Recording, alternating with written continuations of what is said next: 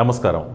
ఎన్టీఆర్ జిల్లా Tiruvuru MLA Kolikapudi శ్రీనివాసరావుపై Telugu Desam party జిల్లా రైతు విభాగ అధ్యక్షులు చెరుకూరి రాజేశ్వరరావు ఘాటైన విమర్శలు చేశారు.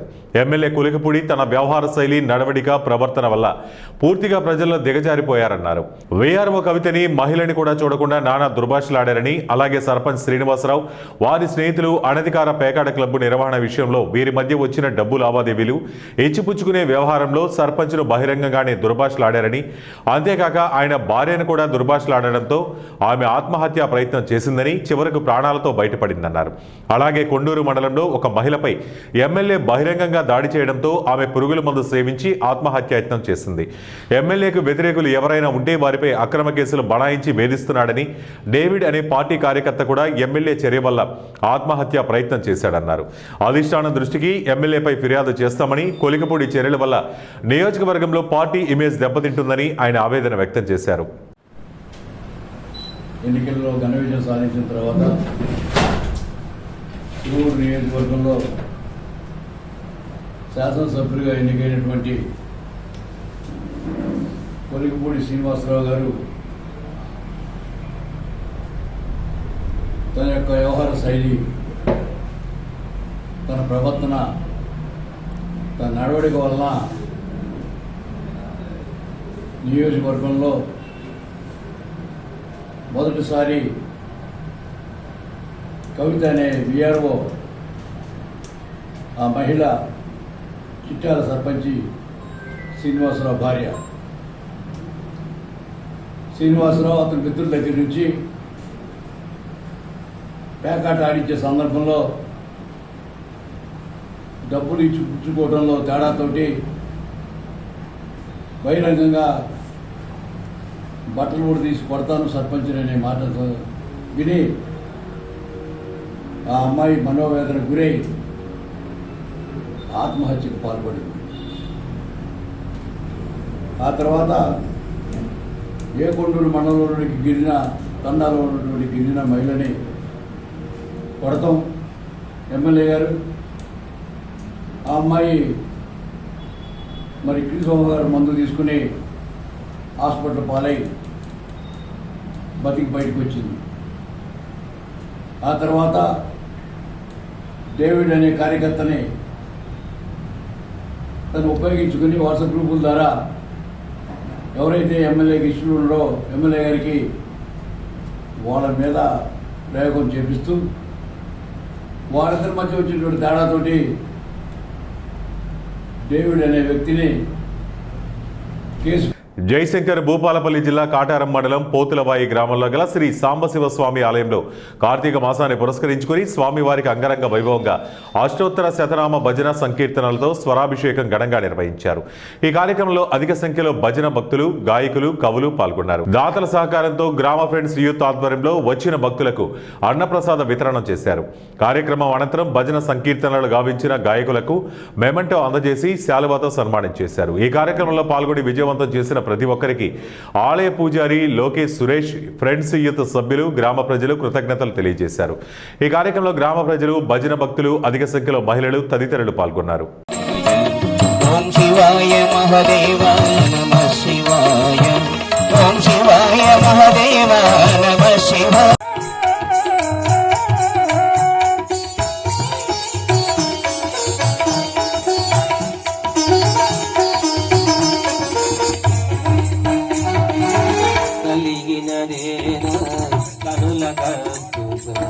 కాలము గడిపే కష్ట జీవులం కలిగినదేదో కనుల కాలము గడిపే కష్ట జీవులం. అతివేగంగా బైక్ను నడపడం ఒక తప్పైతే మరోపక్క ఆ బాలుడు మైనర్ కావడం ఇంకా నేరం. బైక్పై అతివేగంగా వెళుతున్న ఓ మైనర్ బాలుని కృష్ణా జిల్లా తిరువూరు ఆర్డీఓ మాధురికి తోటమూల గ్రామంలో తారసపడ్డాడు. వెంటనే ఆర్డీఓ మాధురి తాను ప్రయాణిస్తున్న కారు నాపి ఆ బాలుని దగ్గరికి పిలిచి తెలిసి తెలియని డ్రైవింగ్తో జరిగే అనర్థాల గురించి, మైనర్లు వాహనాలు నడపడం వల్ల జరిగే పరిణామాల గురించి అతనికి తెలియజేశారు.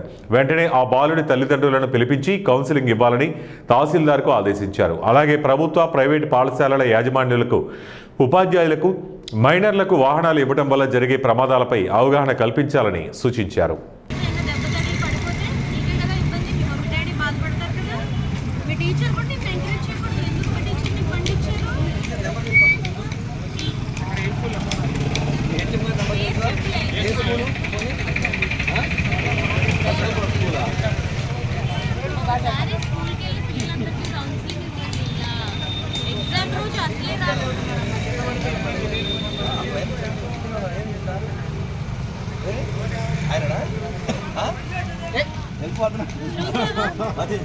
సార్ సార్ అన్నావు, నీకేమో దోకా ఇచ్చి వెళ్ళిపోతున్నాడు. నీకు దెబ్బ తగిలినా పట్టించుకోరు. ఆయన ఎవరో కనుక్కొని స్కూల్కి వెళ్ళి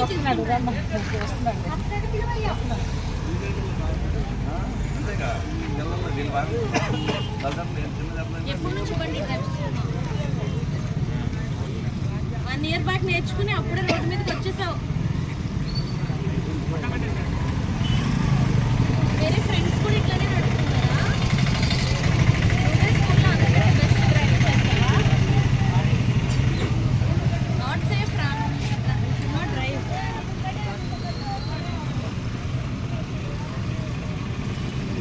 బండి అవుతుంది. ఎగ్జామ్ ఉన్నప్పుడు అసలే తీసుకెళ్ళకూడదండి. ఎగ్జామ్ లేట్ అయినా పర్లేదు, మీరు ఎలా డిఫెండ్ చేసుకుంటారు? పాపం చిన్న పిల్లల్ని బైక్ మీద వదిలేరు. ఇది స్కూటీలో కూడా పెద్ద బైక్ ఇది. అయిపోయింది మేడం. సైకిల్ మీద సరే మేడం, ప్రాబ్లం ఏం లేదు. అంటే 2 ఆడపిల్లలు ఉన్నారు, వాళ్ళని నేను తీసుకెళ్ళాను మేడం. వేరే టీచర్ని బాబుతో పంపించండి. ఒక్కడనే పంపించేశారు. అక్కడ నుంచి స్పీడ్ వెహికల్స్ వెళ్తున్నాయి. మీ ప్రిన్సిపల్ ఎవరు కనుక్కొని we have to talk to this memo issue చేద్దాం. పిల్లల్ని ఎంకరేజ్ చేస్తున్నారు. ఇది రావద్దు. వేరే పిల్లల్ని కూడా ఇలా ఎంకరేజ్ చేయొద్దు. మీరు మంచిగా సైన్స్ టాలెంట్ టెస్ట్కి వెళ్తున్నాడు, బ్రైట్ స్టూడెంట్లా ఉన్నాడు. కామారెడ్డి జిల్లా బాన్సువాడ మండలం పోయేగుట్ట తండా వద్ద జరిగిన రోడ్డు ప్రమాదంలో ఒక వ్యక్తి మరణించగా మరొకరికి తీవ్ర గాయాలయ్యాయి. పోలీసులు తెలిపిన వివరాల మేరకు ఎక్సెల్ వాహనంపై కేతవత్ వస్త్రం అనే వ్యక్తి తన భార్యతో వస్తుండగా కొయ్యగుట్ట తాండా వద్ద కారు ఢీకొనడంతో అతను అక్కడికక్కడే మృతి చెందాడు. భార్య బూరీబాయికి తీవ్ర గాయాలయ్యాయి. ఆమెను సంగారెడ్డి ప్రభుత్వ వైద్యశాలకు తరలించి చికిత్స అందిస్తున్నారు. మృతుడు నాగాధర మండలం గర్కూర్చ పండవాసిగా పోలీసులు గుర్తించారు. నాగాధర నుండి కామారెడ్డి జిల్లా కోనాపూర్ గ్రామానికి బంధువుల ఇంటికి వెళ్తుండగా ఈ ప్రమాదం జరిగిందంటూ పోలీసులు తెలిపారు. కేసు నమోదు చేసుకుని దర్యాప్తు చేపట్టారు. కార్తీక మాసం 2వ మంగళవారం సందర్భంగా ఏలూరు జిల్లా జంగారెడ్డిగూడెం మండలం గూడెం గ్రామంలో తెల్లమది చెట్టు కింద స్వయంభూగా వెలిసిన శ్రీ మద్దే ఆంజనేయ స్వామి దర్శనార్థం పెద్ద సంఖ్యలో భక్తులు తరలివచ్చారు. ఈ క్షేత్రానికి చుట్టుపక్కల గ్రామాల నుంచి గాక సుదూర ప్రాంతాల నుండి స్వామివారిని దర్శించుకుని మొక్కులు చెల్లించుకోవడానికి పెద్ద సంఖ్యలో భక్తులు తరలివచ్చారు. దీంతో పోలీసులు భారీ బందోబస్తు చేశారు. దర్శనార్థం వచ్చిన భక్తులు స్వామివారి ఆలయం చుట్టూ 108 ప్రదక్షిణలు చేసి తమ మొక్కులు తీర్చుకున్నారు. స్వామివారికి ప్రీతికరమైన తమలపాకులతో అష్టోత్తర పూజలను, అన్నప్రాసనలను, వాహన పూజలను చేశారు. ఆలయంలోని ఉసిరి చెట్టు కింద కార్తీక దీపాలను వెలిగించారు. స్వామివారి దర్శనార్థం ఈ రోజు మధ్యాహ్నం 3 గంటల వరకు 25,000 మందికి పైగా భక్తులు వచ్చి తమ మొక్కులు చెల్లించుకున్నారు.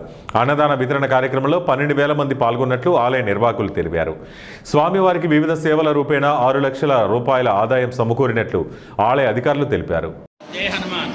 శ్రీ మద్ది ఆంజనేయ స్వామి దేవస్థానం గురువాయగూడెం జంగారెడ్డి మండలం ఏలూరు జిల్లా స్వయం వ్యక్తంగా పిలిచినటువంటి శ్రీ మద్ది ఆంజనేయ స్వామి వారి దేవస్థానంలో విశ్వావసునామ సంవత్సర కార్తీక మాసోత్సవాలు అత్యంత అద్భుతంగా జరుగుతున్నాయి. అందులో భాగంగా ఈరోజు స్వామివారికి ఎంతో ప్రీతికరమైనటువంటి రోజు శనివారం మంగళవారం కావడంతో ప్రాతకాలం నుంచి స్వామివారి నిత్యార్చన కైంకర్యముల అనంతరము సర్వదర్శనము, అదే రకంగా గర్భాలయ దర్శనము కూడా 5 గంటల నుంచి ప్రారంభించడం జరుగుతుంది. వివిధ ప్రాంతాల నుంచి భక్తులందరూ కూడా వచ్చి స్వామిని దర్శనం చేసుకుంటున్నారు. అదే రకంగా ఈ స్వామివారి యొక్క క్షేత్రంలో నిత్య అన్నదాన ప్రసాదం ఉంటుంది.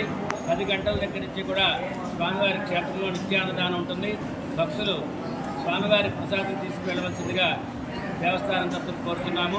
అదే రకంగా ఈ కార్తీక మాసోత్సవాల్లో భాగంగా ప్రతి బుధవారము కూడా 1,00,000 పుష్పార్చన, ప్రతి సోమవారము కూడా 1,00,000 తమలపాకుల పూజ, అదేవిధంగా ప్రతి శనివారము కూడా పంచామృతాభిషేకము, ఆదివారం నాడు హనుమత్ హోమము, సూత్రాహనుమత్ కళ్యాణంతో అంగరంగ వైభవంగా కార్తీక మాసోత్సవాలు జరుగుతున్నాయి. ఈ కార్యక్రమాలన్నీ కూడా వైఖానస ఆగమశాస్త్ర ఏలూరు నగరంలోని 12 పంపుల సెంటర్ వద్ద అపస్మారక స్థితిలో ఉన్న వివాహితపై అఘాయిత్యం జరిగిందంటూ వస్తున్న ప్రచారాన్ని ఏలూరు డీఎస్పీ శ్రావణ్ కుమార్ మంగళవారం ఖండించారు. సోమవారం రాత్రి 1:30కు తనకు సమాచారం అందగా పోలీసులు ఆమెను హుటాహుటిన జిల్లా ప్రభుత్వ ఆసుపత్రికి తరలించారు. అయితే ఈ ఘటనపై ఆధారాలు లేని ఆరోపణలు చేస్తున్నారని, అటువంటి ప్రచారాన్ని నమ్మవద్దని డీఎస్పీ తెలిపారు. నిన్నటి సాయంత్రం ఏలూరు 2 టౌన్ పరిధిలో ఉన్నటువంటి పవర్పేట్ పోలీస్ స్టేషన్ ఎదురుగా ఉన్నటువంటి కార్తికేయ వైన్స్ దగ్గర నుంచి, అలానే ఏలూరు 2 టౌన్ లిమిట్స్ ఉన్న 12 పంపుల సెంటర్ దగ్గర జరిగినటువంటి ఒక అమ్మాయి, ఒక వివాహిత పడిపోవటం, అక్కడ నుంచి సుమారు రాత్రి 8 గంటల ప్రాంతంలో 112 కాల్ రావడం జరిగింది. ఇమీడియట్గా 112 కాల్ రావడంతో పోలీసు వారు అక్కడికి వెళ్ళి అక్కడ పడిపోయి ఉన్నటువంటి ఒక లేడీని ఇమీడియట్గా షిఫ్ట్ చేసుకొని గవర్నమెంట్ హాస్పిటల్లో అడ్మిట్ చేయడం జరిగింది. గవర్నమెంట్ హాస్పిటల్ అడ్మిట్ చేసిన తర్వాత ఈరోజు మార్నింగ్ వరకు ఆ అమ్మాయి దీంట్లో ఉండి కాన్షియస్లో లేకుండా ఉండటంతో కాన్షియస్లోకి వచ్చిన తర్వాత వారిని విచారించడం జరిగింది. ఆ అమ్మాయిది నేటివ్ ఆఫ్ వచ్చేసి దోబచర్ల గ్రామం నుంచి ఆమె పవర్పేట వైన్ షాప్ దగ్గర రావడం జరిగింది. ఆ వైన్ షాప్లో తను చుట్టుపక్కల ఉన్నటువంటి ఒక కూలి పని చేసుకుంటూ జీవిస్తుంది తల్లిదండ్రులతో పాటు, బాగా పేదరాలు. ఆ అమ్మాయి అక్కడ చుట్టుపక్కల వాళ్ళని బెగ్గింగ్ చేసుకొని ఒక వైన్ షాప్లో మందు తీసుకోవటం, ఆ కూలి పని చేయటం వల్ల ఆవిడకి ఆ మందు అలవాటు అవడంతో అమ్మ మందు తీసుకోవడం వెళ్ళటం అనేది, అక్కడ నుంచి నడుచుకుంటూ 12 పంపుల సెంటర్ దగ్గర రాగానే ఆవిడకి అన్కాన్షియస్ అవుతాం, ఫిట్స్ రావటం జరిగిందని, తర్వాత ఆ అమ్మాయిని పక్కన అక్కడ ఉన్న కొంతమంది కుర్రవాళ్ళు తీసుకెళ్ళటం, ఆ పక్కన సందులో పడిపోయి అక్కడ ఉంటే ఒక చిన్న పాప నీళ్ళు ఇవ్వటం జరుగుతుంది. నీళ్ళు ఇచ్చి మొహం మీద కొడతారు. ఈ లోపల అక్కడ ఉన్న వాళ్ళు చూసి ఏదో జరుగుతుందన్న అనుమానం మీద పోలీసులు కాల్ చేయటం, వాళ్ళు రావడంతో అక్కడ ఉన్న యువకులు పారిపోవటం జరిగింది. విద్యాబుద్ధులు నేర్పించాల్సిన టీచర్ పిల్లల చేత కాలు నొక్కించుకుందట. వినడానికి కూడా సిగ్గుగా ఉంది, కానీ ఇది నిజం. శ్రీకాకుళం జిల్లాలో చోటు చేసుకున్న ఈ ఘటన ఇప్పుడు రాష్ట్ర వ్యాప్తంగా చర్చనీయాంశమైంది. శ్రీకాకుళం జిల్లా మెళియాపుట్టి మండలంలోని బందపల్లి బాలికల గిరిజన ఆశ్రమ పాఠశాలలో ఈ దృశ్యాలు రికార్డయ్యాయి. సదరు ఉపాధ్యాయురాలు సెల్ ఫోన్లో మాట్లాడుతూ 2 విద్యార్థినుల చేత కాలు నొక్కించుకుంటున్న వీడియో తాజాగా సోషల్ మీడియాలో బయటకు వచ్చింది. వీడియో ఆలస్యంగా వైరల్ కావడంతో అధికారులు కూడా ఒక్కసారిగా షాక్ అయ్యారు. పిల్లలతో ఇలాంటి ప్రవర్తన ఎలా సహించగలమంటూ తల్లిదండ్రులు ఆగ్రహం వ్యక్తం చేస్తున్నారు. పిల్లలకు బోధించాల్సిన వాళ్ళు వాళ్ళ గౌరవాన్ని దాటరాదంటూ పలువురు సోషల్ మీడియాలో తీవ్ర ఆక్షేపణలు వ్యక్తం చేశారు. ఒక టీచర్పై మాత్రమే కాదు, ఇలాంటి దృశ్యాలు విద్యా వ్యవస్థ మొత్తానికి చెడ్డ పేరు తెస్తున్నాయని అభిప్రాయాలు వ్యక్తమవుతున్నాయి. ఈ ఘటనపై ఐటీడీఏ సీతంపేట పీఓ పవార్ స్వప్నిల్ స్పందించారు. సదరు టీచర్కు షోకాజ్ నోటీసులు జారీ చేసి విచారణకు ఆదేశించామని తెలిపారు. విద్యార్థుల భద్రత, మానసిక ఆరోగ్యం దృష్ట్యా ఇలాంటి ఘటనలపై కఠిన చర్యలు తప్పవని కూడా స్పష్టం చేశారు. బందపల్లి గిరిజన ఆశ్రమ పాఠశాల విద్యార్థులలో ఇలాంటి ఘటన తర్వాత భయం, అసహనం నెలకొన్నట్లు తెలుస్తోంది. విద్యార్థులే తల్లిదండ్రులకు చెప్పడంతో విషయం బయటపడింది. ఈ ఘటనను మేనేజ్ చేయాలనే ప్రయత్నం విఫలమవడంతో వీడియో సోషల్ మీడియాలో వైరల్ అయింది. విద్యాబుద్ధులు నేర్పించే వృత్తి అంటే ఎంతో గౌరవప్రదమైందో మనందరికీ తెలుసు. అలాంటి ఈ చర్యలతో ఈ వృత్తికే మచ్చ తెస్తే ఎలా? బాధ్యతను మరిచి ఆచార వ్యవహారాలు మారిపోతే భవిష్యత్ తరాలు ఏ పాఠం నేర్చుకుంటాయి? ఇదే ప్రశ్న ఇప్పుడు సామాజిక వేదికలపై గట్టిగా వినిపిస్తోంది. ఉస్మానియా యూనివర్సిటీలోని ఆర్ట్స్ కళాశాల వద్ద బీసీ విద్యార్థుల ఆధ్వర్యంలో బీసీ కులాలకు చట్టసభల్లో రిజర్వేషన్ల సాధనకై బీసీ విద్యార్థి దీక్ష పేరుతో కార్యక్రమాన్ని చేపట్టారు. కార్యక్రమానికి బీసీ సంక్షేమ సంఘం జాతీయ అధ్యక్షుడు, రాజ్యసభ సభ్యుడు ఆర్ కృష్ణయ్య, ఆర్ అరుణ్ కుమార్, గుజ్జా సత్యం హాజరయ్యారు. ఈ సందర్భంగా వారు మాట్లాడుతూ ఓయూ బీసీ విద్యార్థి దీక్ష ఆధ్వర్యంలో చేపట్టిన దీక్ష రిజర్వేషన్ల కోసం శాంతియుతంగా ధర్మదీక్ష చేస్తే ఓర్వలేకపోవడం సరికాదన్నారు. ఓయూ బీసీ విద్యార్థులు 60% ఉన్నారని, రానున్న రోజుల్లో ఇలాంటివి చేస్తే బీసీలు తిరగబడతారన్నారు. రాష్ట్ర ప్రభుత్వంతో పాటు పోలీసులు కూడా బీసీల ఉద్యమాన్ని అణిచివేయడానికి కుట్రలు చేస్తున్నారని ఆరోపించారు. సీఎంలు, మంత్రులు, సంపదలు, ఆస్తులు అన్నీ మీకే ఉన్నాయని, బీసీలకు కేవలం సర్పంచులు, వార్డు మెంబర్లు, ఎంపీటీసీలు, జెడ్పీటీసీలు ఇస్తే కూడా ఓర్వలేక కోర్టులలో కేసులు వేస్తున్నారని తీవ్రంగా ధ్వజమెత్తారు. ఉస్మానియా యూనివర్సిటీలో మొదలైన బీసీ ఉద్యమం రాష్ట్రమంతా విస్తరిస్తుందని హెచ్చరించారు. స్థానిక సంస్థలలో బీసీ రిజర్వేషన్లు నిర్ణయించే అధికారం రాజ్యాంగము స్వయాన రాష్ట్ర ప్రభుత్వానికి ఇచ్చింది. స్థానిక సంస్థల ఎన్నికలు ఎవరు నిర్వహిస్తారు? రాష్ట్ర ప్రభుత్వం నిర్వహిస్తారు. అందుకే బీసీ రిజర్వేషన్లు కూడా నిర్ణయించే అధికారం రాష్ట్ర ప్రభుత్వానికి ఇచ్చింది. ఇక రెండో అంశం, దీని ఆధారంగా అసెంబ్లీలో బిల్లు పెట్టారు, చట్టబద్ధత కల్పించారు. దాని ఆధారంగా మూడవది, న్యాయపరమైన అవరోధాలు లేకుండా జనాభా లెక్కలు తీశారు, డెడికేటెడ్ కమిషన్ నియమించారు.